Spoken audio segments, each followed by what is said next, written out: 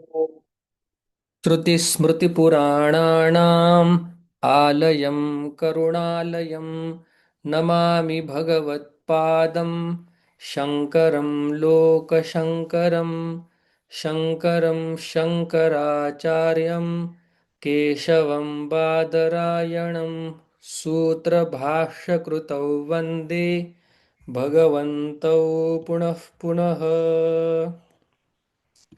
श्रीमद्भगवद्गीता शाङ्करभाष्यम् चतुर्दशोऽध्यायः। सर्वम् उत्पद्यमानं क्षेत्रक्षेत्रज्ञसंयोगात् उत्पद्यते इति उक्तम्। तत् कथम् इति तत्प्रदर्शनार्थं परं भूयः इत्यादिः अध्यायः आरभ्यते।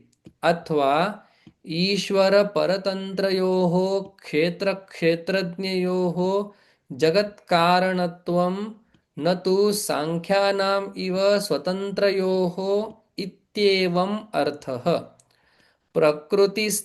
प्रकृतिस्थत्वं गुणेषु च संगः संसारकारणम् इति उक्तम्।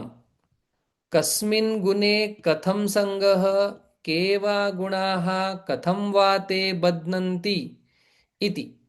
गुणेभ्यश्च मोक्षणं कथं स्यात्, मुक्तस्य च लक्षणं वक्तव्यम् इति एवम् अर्थं च भगवान् उवाच। श्रीभगवानुवाच परं भूय प्रवक्ष्यामि ज्ञानानां ज्ञानमुत्तमं यज्ञात्वा मुनयः सर्वे परां सिद्धिमितो गताः। परं ज्ञानम् इति व्यवहितेन सम्बन्धः। भूयः पुनः पूर्वेषु सर्वेषु अध्यायेषु असकृत् उक्तम् अपि प्रवक्ष्यामि। तच्च परं परवस्तुविषयत्वात्। किं तत् ज्ञानं सर्वेषां ज्ञानानाम् उत्तमम् उत्तमफलत्वात्। ज्ञानानाम् इति न अमानित्वादिनां। किं तर्हि यज्ञादिज्ञेयवस्तुविषयाणाम् इति। तानि न मोक्षाय, इदं तु मोक्षाय इति परोत्तमशब्दाभ्यां स्तौति। श्रोतृबुद्धिरुच्युत्पादनार्थं। श्रोतृबुद्धिरुचिः उत्पादनार्थं। यत् ज्ञात्वा यज्ञानं ज्ञात्वा प्राप्य मुनयः सन्यासिनः मननशीलाः सर्वे परां सिद्धिं मोक्षाख्याम् इतः अस्मात् देहबन्धनात् ऊर्ध्वं गताः प्राप्ताः। अस्याश्च सिद्धेः ऐकान्तिकत्वं दर्शयति। इदं ज्ञानमुपाश्रित्य मम साधर्म्यमागताः सर्गेऽपि नोपजायन्ते प्रलये न व्यथन्ति च। इदं ज्ञानं यथोक्तमुपाश्रित्य ज्ञानसाधनम् अनुष्ठाय इत्येतत् मम परमेश्वरस्य साधर्म्यं मत्स्वरूपताम् आगताः प्राप्ताः इत्यर्थः। न तु समानधर्मता साधर्म्यं क्षेत्रज्ञेश्वरयोः भेदान् अभ्युपगमाद् गीताशास्त्रे। फलवादश्च अयं स्तुत्यर्थम् उच्यते। सर्गेऽपि सृष्टिकालेऽपि न उपजायन्ते न उत्पद्यन्ते प्रलये ब्रह्मणः अपि विनाशकाले न व्यथयन्ति च। व्यथां न आपद्यन्ते न च्यवन्ति इत्यर्थः। क्षेत्रक्षेत्रज्ञसंयोगः ईदृशः भूतकारणम् इति आह। मम योनिर्महद्ब्रह्म तस्मिन् गर्भं दधाम्यहम् संभवः सर्वभूतानां ततो भवति भारत। मम स्वभूता मदीया माया त्रिगुणात्मिका प्रकृतिः योनिः सर्वभूतानां कारणं सर्वकार्येभ्यः महत्त्वात् वरणाच्च स्वविकाराणां महद्ब्रह्म इति योनिः एव विशिष्यते। तस्मिन् महती ब्रह्मणि योनौ गर्भं हिरण्यगर्भस्य जन्मनः बीजं सर्वभूतजन्मकारणं बीजं दधामि निक्षिपामि। क्षेत्रक्षेत्रज्ञप्रकृतिद्वयशक्तिमान् ईश्वरः अहम् अविद्याकामकर्मोपाधिस्वरूपानुविधायिनं क्षेत्रज्ञं क्षेत्रेण संयोजयामि इत्यर्थः। संभवः उत्पत्तिः सर्वभूतानां हिरण्यगर्भोत्पत्तिद्वारेण ततः तस्माद् गर्भाधानाद् भवति। हे भारत, सर्वयोनिषु कौन्तेय मूर्तयः सम्भवन्ति याः तासां ब्रह्ममहद्योनिः अहं बीजप्रदः पिता। देव पितृमनुष्य पशुमृगादि सर्वयोनिषु कौन्तेय मूर्तयः देहसंस्थानलक्षणाः मूर्छिताङ्गावयवाः मूर्तयः सम्भवन्ति याः तासां मूर्तीनां ब्रह्म महत् सर्वावस्थं योनिः कारणम् अहम् ईश्वरः बीजप्रदः गर्भाधानस्य कर्ता पिता।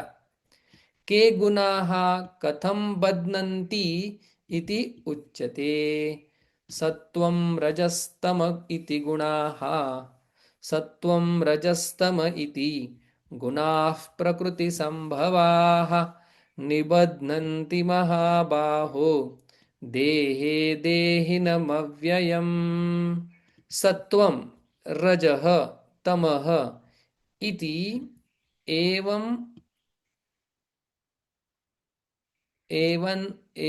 नामानः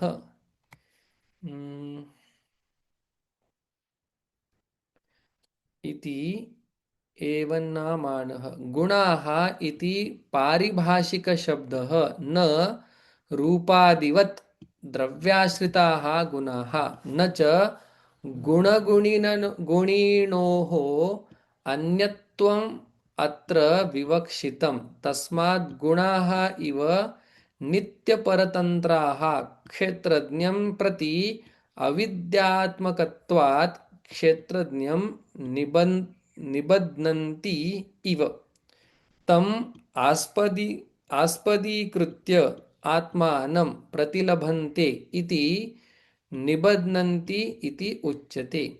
ते च प्रकृतिसम्भवाः भगवन्मायासम्भवाः निबध्नन्ति इव। हे महाबाहो, महान्तौ समर्थतरौ आजानुप्रबलं प्रलम्बौ बाहु यस्य सः महाबाहुः। हे महाबाहो, देहे शरीरे देहिनं देहवन्तम् अव्ययम् अव्ययत्वं च उक्तम् अनादित्वात् इत्यादि श्लोकेन। ननु देही न लिप्यते इत्युक्तम् तत्कथम् इह निबध्नन्ति इति अन्यथा उच्यते। परिहृतम् अस्माभिः इव शब्देन निबध्नन्ति इव इति। तत्र सत्त्वादीनां सत्त्वस्य एव तावत् लक्षणम् उच्यते। तत्र सत्त्वं निर्मलत्वात् प्रकाशकमनामयं सुखसङ्गेन बध्नाति ज्ञानसङ्गेन चानग। निर्मलत्वात् स्फटिकमणिः इव प्रकाशकम् अनामयं निरुपद्रवम्। सत्वं तन्निबध्नाति कथं? सुखसङ्गेन सुखी अहम् इति विषयभूतस्य सुखस्य विषयिणी आत्मनि संश्लेषापादनं मृषा एव सुखे संजन सं संजनम इति। सा एषा अविद्या न हि विषयधर्मः विषयिनः भवति। इच्छादि च धृत्यन्तं क्षेत्रस्य एव विषयस्य धर्मः इति उक्तं भगवता। अतः अविद्यया एव स्वकीयधर्मभूतया विषयविषयविवेकलक्षणया अस्वात्मभूते सुखे संजयति इव। आसक्तम् इव करोति असंगं, सक्तमिव करोति असुखिनं सुखिनम् इव। तथा ज्ञानसंगेन च ज्ञानम् इति सुखसाहचर्यात् क्षेत्रस्य एव विषयस्य अंतःकरणस्य धर्मः न आत्मनः। आत्मधर्मत्वे संगानुपपत्तेः बन्धानुपपत्तेश्च सुखे इव ज्ञानादौ संगः मंतव्यः। हे अनघ अव्यसन। रजोरागात्मकं विद्धि तृष्णासङ्गसमुद्भवं तन्निबध्नाति कौन्तेय कर्मसङ्गेन देहिनम्। रजः रागात्मकं रञ्जनात् रागः गैरिकादिवद्रागात्मकं विद्धि जानीहि। तृष्णासङ्गसमुद्भवं तृष्णा अप्राप्ताभिलाषः आसंगः प्राप्ते विषये मनसः प्रीतिलक्षणः संश्लेषः। तृष्णासंगयोः समुद्भवं तृष्णासंगसमुद्भवं तन्निबध्नाति तत् रजः निबध्नाति कौन्तेय कर्मसंगेन। दृष्टादृष्टार्थेषु कर्मसु संजनं तत्परता कर्मसंगः तेन निबध्नाति रजः देहिनम्। तमस्त्वज्ञानजं विद्धि मोहनं सर्वदेहिनां प्रमादालस्य निद्राभिः तन्निबध्नाति भारत। तमः तृतीयः गुणः अज्ञानजम् अज्ञानात् जातम् अज्ञानजं विद्धि मोहनं मोहकरम् अविवेककरं सर्वदेहिनां सर्वेषां देहवतां प्रमादालस्य निद्राभिः। प्रमादश्च आलस्यं च निद्रा च प्रमादालस्य निद्राः ताभिः प्रमादालस्य निद्राभिः तत्तमः निबध्नाति भारत। पुनः गुणानां व्यापारः संक्षेपतः उच्यते। सत्वं सुखे संजयति रजः कर्मणि भारत। ज्ञानमावृत्य तु तमः प्रमादे संजयत्युत। सत्वं सुखे संजयति संश्लेषयति रजः कर्मणि हे भारत संजयति इति अनुवर्तते। ज्ञानं सत्वकृतं विवेकम् आवृत्य आच्छाद्य तु तमः स्वेन आवरणात्मना प्रमादे संजयति उत। प्रमादः नाम प्राप्तकर्तव्याकरणम् उक्तं कार्यं कदा कुर्वन्ति गुणाः इति उच्यते। रजस्तमश्चाभिभूयं सत्वं भवति भारत। रजः सत्वं तमश्चैव तमः सत्वं रजस्तथा। रजः तमश्च उभौ अपि अभिभूय सत्वं भवति उद्भवति वर्धते यदा। तदा लब्धात्मकं सत्वं स्वकार्यं ज्ञानसुखादि आरभते हे भारत। तथा रजोगुणः सत्वं तमश्च एव उभौ अपि अभिभूय वर्धते यदा। तदा कर्म कृष्यादि स्वकार्यम् आरभते। तमः आख्यः गुणः सत्वं रजश्च उभौ अपि अभिभूय तथा एव वर्धते यदा। तदा ज्ञानावरणादि स्वकार्यम् आरभते। यदा यः गुणः उद्भूतः भवति तदा तस्य किं लिङ्गम् इति उच्यते। सर्वद्वारेषु देहेऽस्मिन् प्रकाश उपजायते ज्ञानं यदा तदा विद्याद् विवृद्धं सत्त्वमित्युत। सर्वद्वारेषु आत्मनः उपलब्धिद्वाराणि श्रोत्रादीनि सर्वाणि करणानि तेषु सर्वद्वारेषु अन्तःकरणस्य बुद्धेः वृत्तिः प्रकाशः देहे अस्मिन् उपजायते तदेव ज्ञानम्। यदा एवं प्रकाशः ज्ञानाख्यः उपजायते तदा ज्ञानप्रकाशेन लिङ्गेन विद्यात् विवृद्धम् उद्भूतं सत्त्वम् इति अतः अपि। रजसः उद्भूतस्य इदं चिह्नं लोभः प्रवृत्तिरारम्भः कर्मणां लोभप्रवृत्तिरारम्भः कर्मणामशमस्पृहा रजस्येतानि जायन्ते विवृद्धे भरतर्षभ। लोभ परद्रव्यादित्सा प्रवृत्तिः प्रवर्तनं सामान्यचेष्टा आरंभः कस्य कर्मणाम् अशमः अनुपशमः हर्षरागादिप्रवृत्तिः स्पृहा सर्वसामान्यवस्तुविषया तृष्णा रजसी गुणे विवृद्धे एतानि लिंगानि जायन्ते हे भरतर्षभ। अप्रकाशो प्रवृत्तिश्च प्रमादो मोह एव च तमस्येतानि जायन्ते विवृद्धे कुरु नन्दन।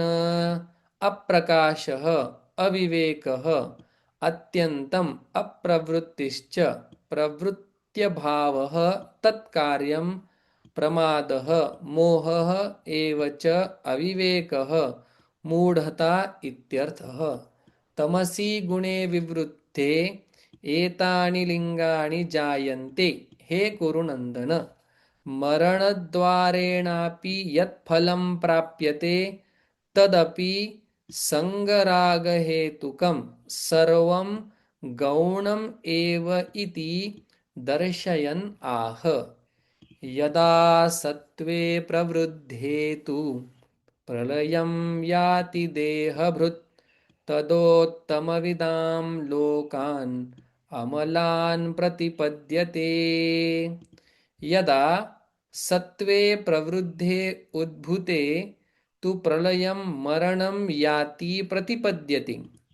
देहभृत् आत्मा तदा उत्तमविदां महदादि तत्त्वविदाम् इत्येतद् लोकान् अमलान् मलरहितान् प्रतिपद्यते प्राप्नोति इत्येतत्। रजसि प्रलयं गत्वा कर्मसङ्गिषु जायते तथा प्रलीनस्तमसि मूढयोनिषु जायते। रजसि गुणे विवृद्धे प्रलयं मरणं गत्वा प्राप्य कर्मसङ्गिषु कर्मासक्तियुक्तेषु मनुष्येषु जायते तथा तद्वदेव प्रलीनः मृतः तमसि विवृद्धे मूढयोनिषु पश्वादियोनिषु जायते। अतीतश्लोकार्थस्य एव संक्षेपः उच्यते। कर्मणः सुकृतस्याहुः सात्विकं निर्मलं फलं रजसस्तु फलं दुःखम् अज्ञानं तमसः फलम्। कर्मणः सुकृतस्य सात्विकस्य इत्यर्थः आहुः शिष्टाः सात्विकम् एव निर्मलं फलम् इति। रजसः तु फलं दुःखं राजसस्य कर्मणः इत्यर्थः कर्माधिकारात् फलम् अपि दुःखम् एव कारणानुरूप्यात् राजसम् एव तथा अज्ञानं तमसः तामसस्य कर्मणः अधर्मस्य पूर्ववत् किंच गुणेभ्यः भवति। सत्त्वात् संजायते ज्ञानं, रजसो लोभ एव च, प्रमादमोहौ तमसः भवतो ज्ञानमेव च। सत्त्वात् लब्धात्मकात्, संजायते समुत्पद्यते ज्ञानं, रजसः लोभः एव च, प्रमादमोहौ च उभौ तमसः भवतः अज्ञानम् एव च भवति। किंच ऊर्ध्वं गच्छन्ति सत्त्वस्थाः, मध्ये तिष्ठन्ति राजसाः, जघन्यगुणवृत्तस्थाः, अधो गच्छन्ति तामसाः। ऊर्ध्वं गच्छन्ति, देवलोकादिषु उत्पद्यन्ते सत्त्वस्थाः, सत्त्वगुणवृत्तस्थाः। मध्ये तिष्ठन्ति, मनुष्येषु उत्पद्यन्ते राजसाः, जघन्यगुणवृत्तस्थाः। जघन्यश्च असौ गुणश्च जघन्यगुणः तमः, तस्य वृत्तं निद्रालस्यादि, तस्मिन् स्थिताः जघन्यगुणवृत्तस्थाः मूढाः अधः गच्छन्ति, पश्वादिषु उत्पद्यन्ते तामसाः। पुरुषस्य प्रकृतिस्थत्वरूपेण मिथ्याज्ञानेन युक्तस्य भोग्येषु गुणेषु सुखदुःखमोहात्मकेषु सुखी दुःखी मूढः अहम् अस्मि इत्येवं रूपः यः संगः, तत्कारणं पुरुषस्य सदसद्योनिजन्मप्राप्तिलक्षणस्य संसारस्य इति समासेन पूर्वाध्याये यत् उक्तं तत् इह सत्वरजः तमः इति गुणाः प्रकृतिसम्भवाः इति आरभ्य गुणस्वरूपं गुणवृत्तं स्ववृत्तेन च गुणानां बन्धकत्वं गुणवृत्तनिबद्धस्य च पुरुषस्य या गतिः इति एतत् सर्वं मिथ्याज्ञानमूलं बन्धकारणं विस्तरेण उक्त्वा अधुना सम्यक् दर्शनान् मोक्षः वक्तव्यः इति अतः आह भगवान्।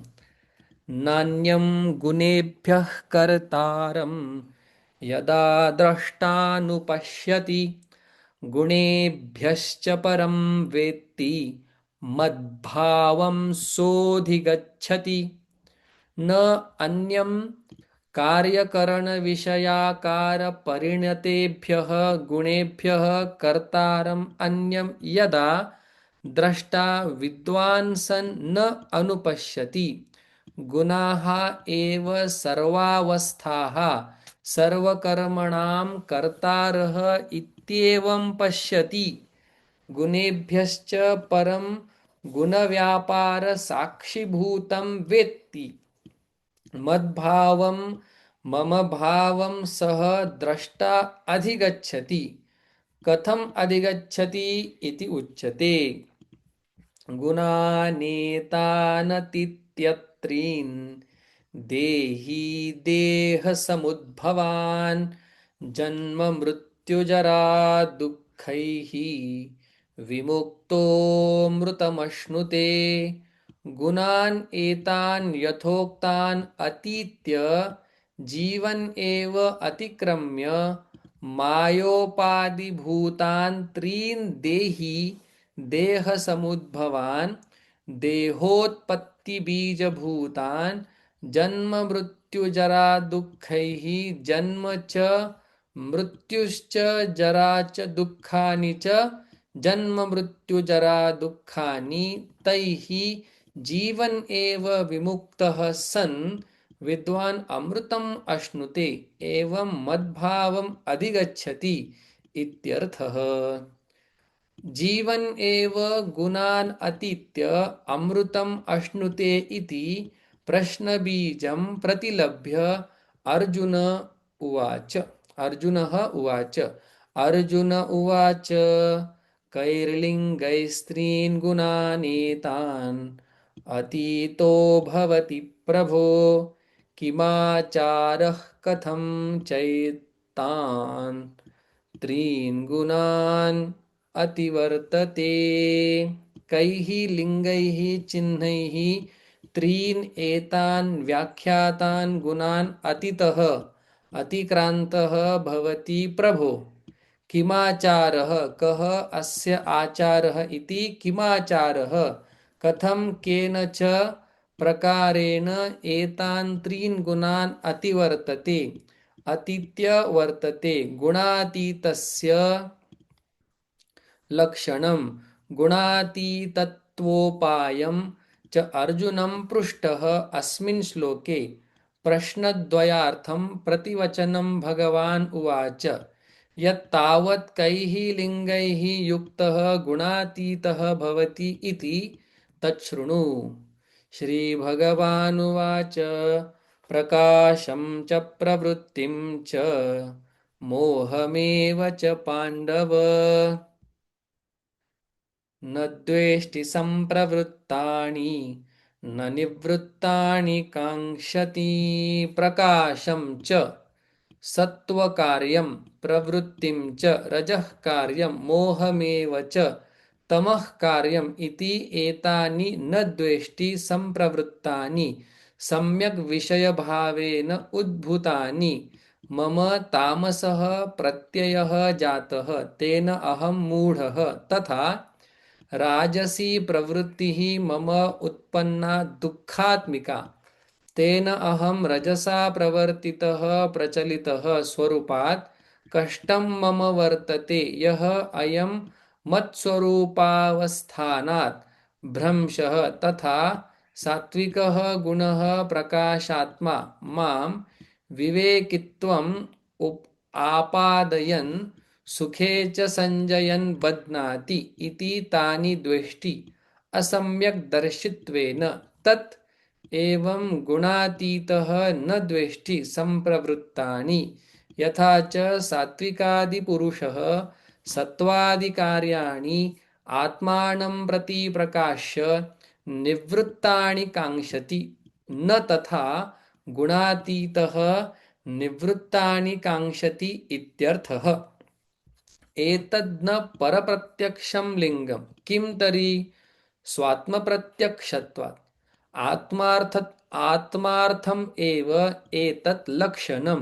न हि स्वात्मविषयं द्वेषम् आकाङ्क्षां वा परः पश्यति। अथ इदानीं गुणातीतः किमाचारः इति प्रश्नस्य प्रतिवचनम् आह।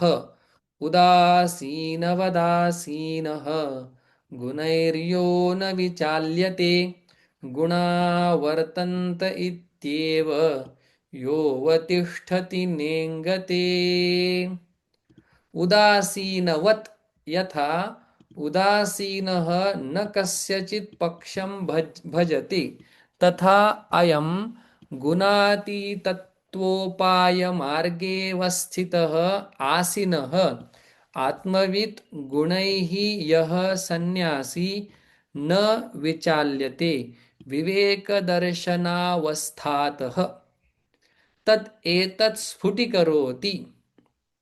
गुणाः कार्यकरणविषयाकारपरिणताः अन्योन्यस्मिन् वर्तन्ते इति यः अवतिष्ठति छन्दोभङ्गभयात् परस्मैपदप्रयोगः यः अनुतिष्ठति इति वा पाठान्तरं न इङ्गते न चलति स्वरूपावस्थः एव भवति इत्यर्थः। किञ्च समदुःखः सुखस्वस्थः समलोष्टाश्मकाञ्चनः तुल्यप्रिया प्रियो धीरः तुल्यनिन्दात्मसंस्तुतिः।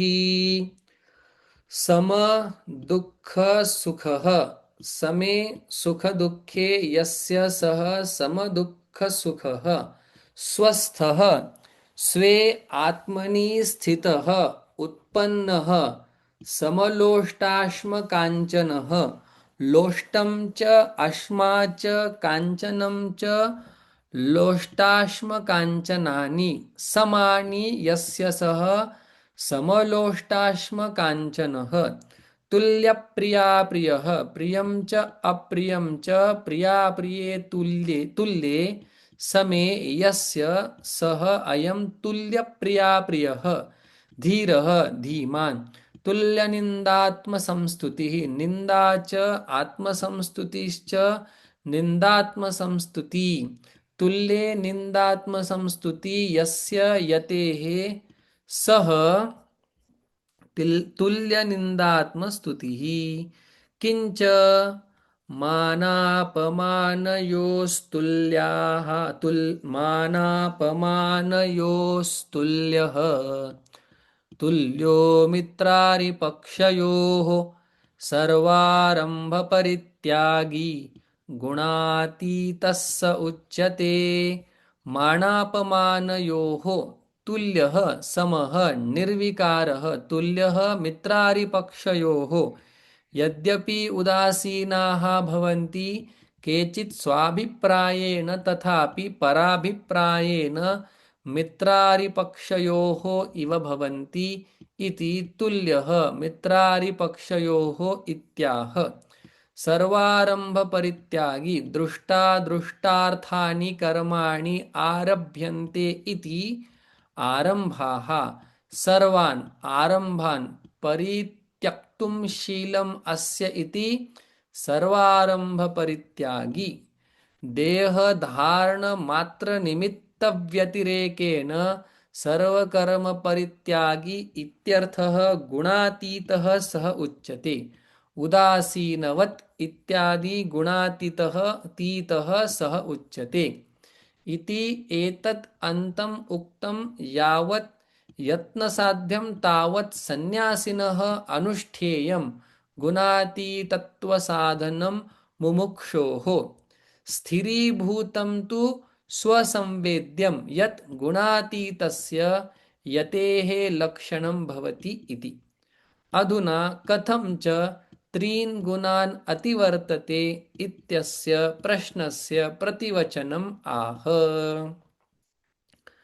मां च यो व्यभिचारेण भक्तियोगेन सेवते सगुणान् समतीत्येतान् ब्रह्मभूयाय कल्पते मां च ईश्वरं नारायणं सर्वभूतहृदयाश्रितं यः यतिः कर्मी वा अव्यभिचारेण न कदाचित् यः व्यभिचरति भक्तियोगेन भजनं भक्तिः स एव योगः तेन भक्तियोगेन सेवते सः गुणान् समतीत्य एतान् यथोक्तान् ब्रह्मभूयाय भवनं भूयः ब्रह्मभूयाय ब्रह्मभवनाय मोक्षाय कल्पते समर्थः भवति इत्यर्थः कुतः एतत् इति उच्यते ब्रह्मणो हि प्रतिष्ठाहम् अमृतस्याव्ययस्य च शाश्वतस्य च धर्मस्य सुखस्यैकान्तिकस्य च ब्रह्मणः परमात्मनः हि यस्मात् प्रतिष्ठाम् अहं प्रतितिष्ठति अस्मिन् इति प्रतिष्ठाम् अहं प्रत्यगात्मा कीदृशस्य ब्रह्मणः अमृतस्य अविनाशिनः अव्ययस्य अविकारिणः शाश्वतस्य च नित्यस्य धर्मस्य धर्मज्ञानस्य ज्ञानयोगधर्मप्राप्यस्य सुखस्य आनन्दरूपस्य ऐकान्तिकस्य अव्यभिचारिणः अमृतादिस्वभावस्य परमानन्दरूपस्य परमात्मनः प्रत्यगात्मा प्रतिष्ठिता सम्यग्ज्ञानेन परमात्मतया निश्चीयते तद् एतत् ब्रह्मभूयाय कल्पते इति उक्तम् यया च ईश्वरशक्त्या भक्तानुग्राहादिप्रयोजनाय ब्रह्म प्रतिष्ठते प्रवर्तते सा शक्तिः ब्रह्मैव अहं शक्तिशक्तिमतः अनन्यत्वात् इत्यभिप्रायः अथवा ब्रह्मशब्दवाच्यत्वात् सविकल्पं ब्रह्म तस्य ब्रह्मणः निर्विकल्पकः अहमेव नान्यः प्रतिष्ठा आश्रयः किं विशिष्टस्य अमृतस्य अमरणधर्मकस्य अव्ययस्य व्ययरहितस्य किंच शाश्वतस्य च नित्यस्य धर्मस्य ज्ञाननिष्ठालक्षणस्य सुखस्य तज्जनितस्य ऐकान्तिकस्य एकान्तनियतस्य च प्रतिष्ठा अहम् इति वर्तते।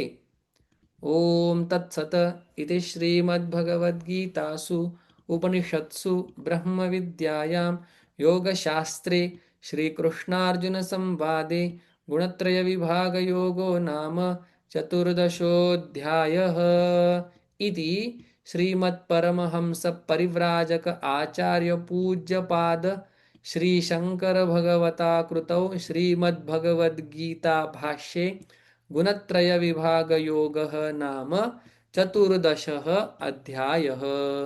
ॐ पूर्णमदः पूर्णमिदं पूर्णात् पूर्णमुदच्यते पूर्णस्य पूर्णमादाय पूर्णमेवावशिष्यते।